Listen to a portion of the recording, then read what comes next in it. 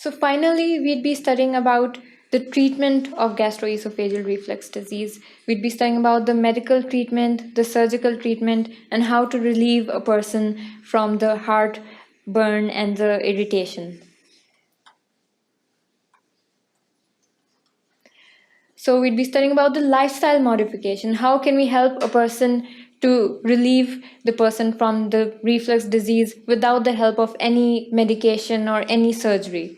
And then we'll be studying about ultimately the treatment with medicines and other type of capsules.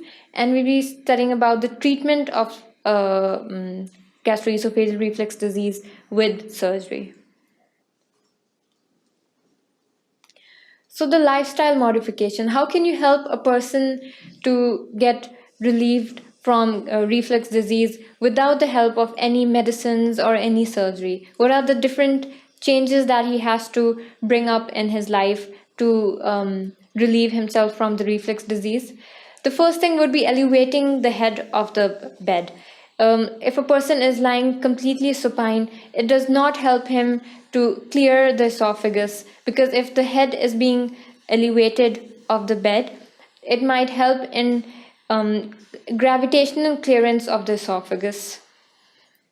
Losing weight, if you're overweight, this helps in helping relieving the reflux disease.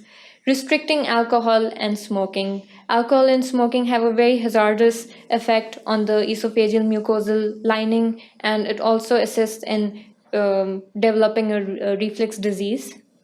Dietary changes. You'll have to give up all those chocolates, fats, alcohol to get a relief from the reflux disease.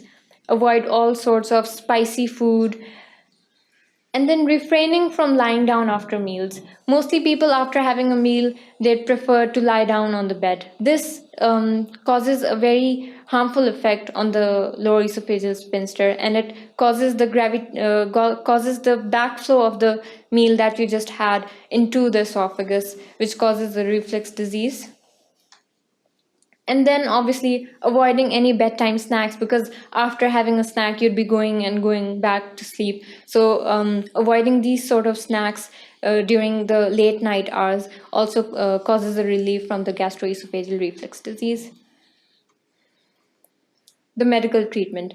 There are many medical treatment that can help relieve gastroesophageal reflux disease. If we talk about it, the over-counter medicines that you could go into a pharmacy and ask for a treatment for the reflux disease, they'd probably hand you antacids, which is some tablets, or magnesium sulfate, which is the milk of magnesia, which would help in relieving the heartburn and the irritation in the stomach. And then we're having histamine 2 receptor antagonists, which are also called as antihistamines, which are anti-allergic. The examples could be of cimetidine, ranitidine, famotidine, and nizatidine. These are all antihistamines that could also relieve you of the pain that occur during a reflux disease. Prokinetic drugs, they're also very helpful. Bethanacil, metclopramide, and cisapride, they also help in your occasional nausea, vomiting, and it also helps in relieving the heartburn and relieving a person from the reflux disease. Transient lower esophageal relaxation inhibitors. These are this includes baclofen, which is an inhibitor which ultimately inhibits the transient lower esophageal relaxation. If the relaxation is for more than 10 seconds, a reflux could occur, as I mentioned before. So baclofen is an inhibitor which helps in inhibiting the relaxation of the transient lower esophageal sphincter. And then in the end, proton pump inhibitors, like I've told you before, it helps in suppressing the acid, and this is also used in testing gastroesophageal reflux disease. It includes omeprazole, lansoprazole, rabeprazole, pantoprazole, and esomeprazole. So these are the drugs that are primarily the main standard treatment for the gastroesophageal reflux disease. Surgical treatment.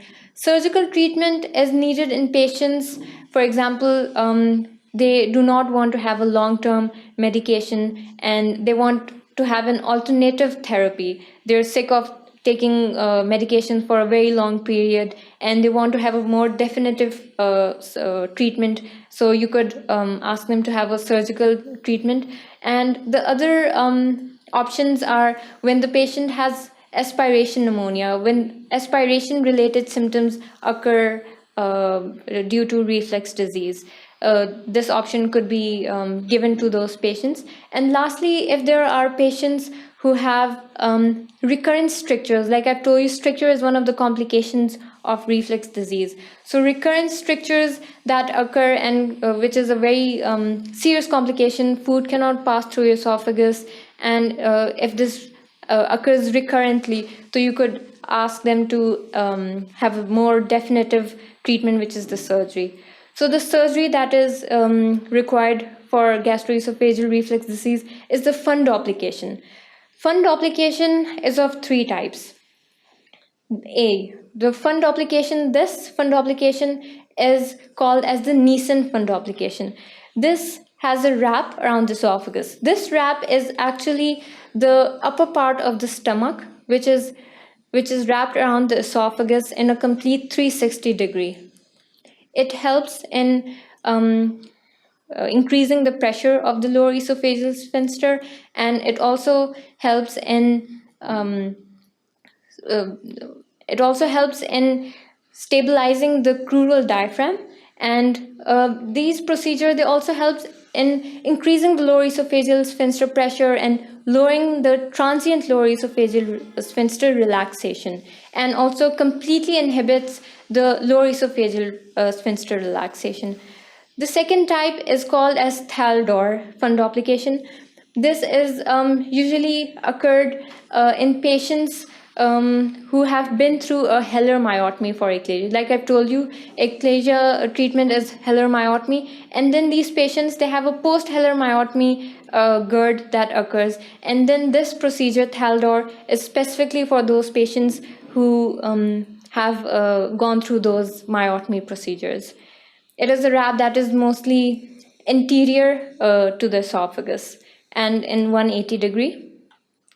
And then the last fundoplication is called as two-pit fundoplication. This is a wrap which is more of a posterior side, and it is the procedure that has a very better long-term durability. This is one of the best procedures that could be offered to a patient with gastroesophageal reflux disease. And then finally, we'll talk about the treatment of a peptic esophageal stricture.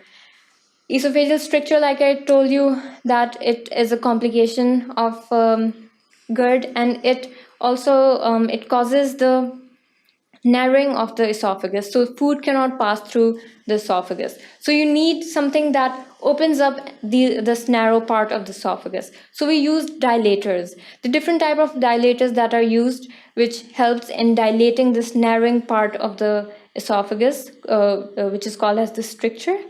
There's the dilation by the blind per-oral passage of a rubber burst.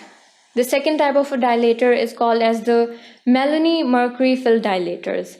And then the third is the plastic covered polyvinyl dilators that are passed through the esophagus, and they help in dilating the stricture. And then we've got the balloon dilators. These balloon dilators are being passed into the esophagus, and then they're being blown up, and it causes a space which allows the passage of the food. And then we have the intralesional injections of steroids, which are injections that are injected in the stricture, and it causes relaxation of the stricture. It causes the fibrosis to reverse.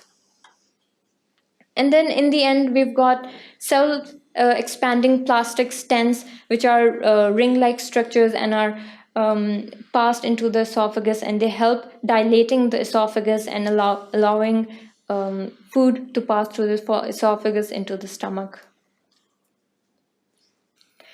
So what we've studied about the treatment is that We've got the lifestyle modification. You could ask a person to change a few of his habits, change a few of his food, try to avoid alcohol, smoking, try to avoid spicy foods, chocolate, alcohol, etc. And then we've got the medical treatment. We've got different type of antacids, antihistamines, proton pump inhibitors, which help in reducing the symptoms of the gastroesophageal reflux disease. And then we've got the definitive treatment, which is a complete relief of gastroesophageal reflux disease, is the fundoplication. There are three types of fundoplication: the Nissen, the Thaldor, and the Toupitz fundoplication, which help in increasing the lower esophageal sphincter. And in the last, we studied about the strictures, the complication of GERD. What are the treatment options to relieve a person from the stricture? For people who have recurrent strictures due to reflux disease, we have different types of dilators and intralesional steroid injections, and we've got stents to relieve them from these strictures. Thank you for watching sqadia.com.